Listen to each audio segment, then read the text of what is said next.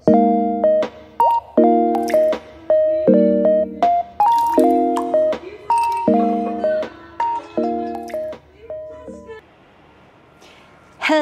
everybody! Welcome back!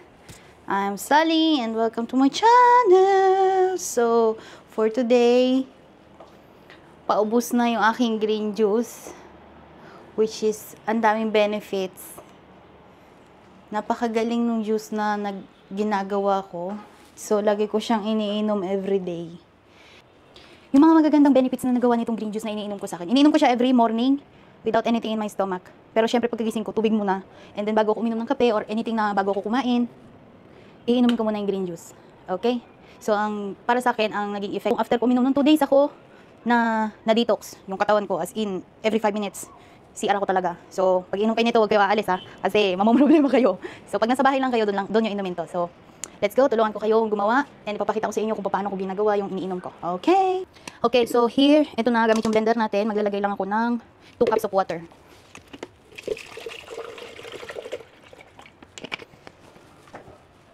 And then, malinis na yung kamay ko naghugas na ako. So first, luya muna. Ang luya, ang benefits nitong luya, iwas gassy for your digestion and for your gut. Maraming benefits ang luya. So, panatilihin natin uminom ng luya, whether blended or gawin yung tsaa, okay yan. Maglagay na lang kayo ng honey kung ayaw nyo ng asukal. And then after that, dapat green apple. Pero it's okay. As long as it's apple, sabi nga nila, an apple a day keeps the doctor away. So, lagay tayo ng isang buong apple. Okay? Isang buo. Isama nyo yung buto. May benefits din yung buto niyan. And then for vitamin C, meron ako ditong yung malalaking orange.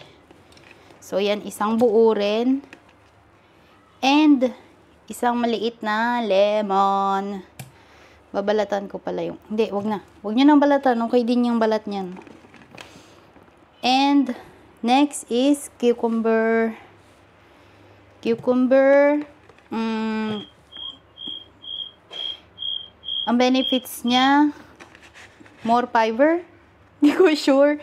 Basta maganda siya sa stomach nyo. Okay? And, ito naman, parsley. Madahon ngayon. Walang masyadong stems. Kasi, nung nakaraan, ang genus ko puro stem. So, natira yung mga dahon. So, dahon ang gagamitin natin ngayon. Okay? And last ingredients is pineapple.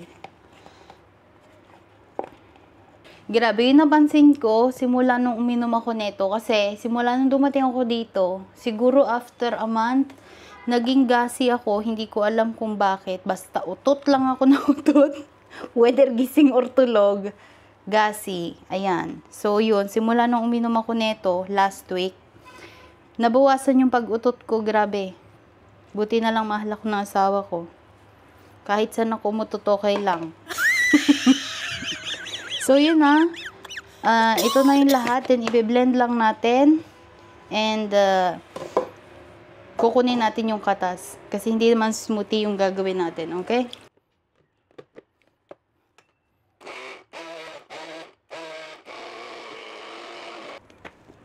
Ayan, so okay na siya. Ito yung tsura niya. Green na green na siya dahil dun sa dahon.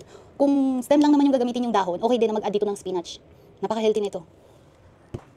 So, after mo ma-blend siya, maging ganyan, then, strain naman natin. Kung may cheese cloth kayo, mas maganda. Wala akong cheese cloth, so strain lang natin. Kukunin natin lahat ng katas.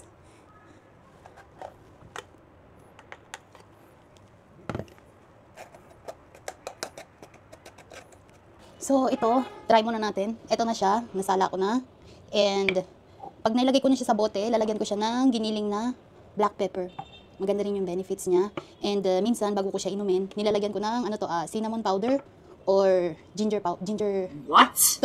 turmeric powder. Okay? So, either itong turmeric or cinnamon powder yung nilalagay ko. Then, halu-haluin ko lang and ready to drink na siya.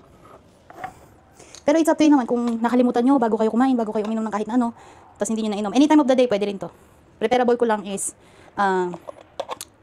sa umaga, pagkagising.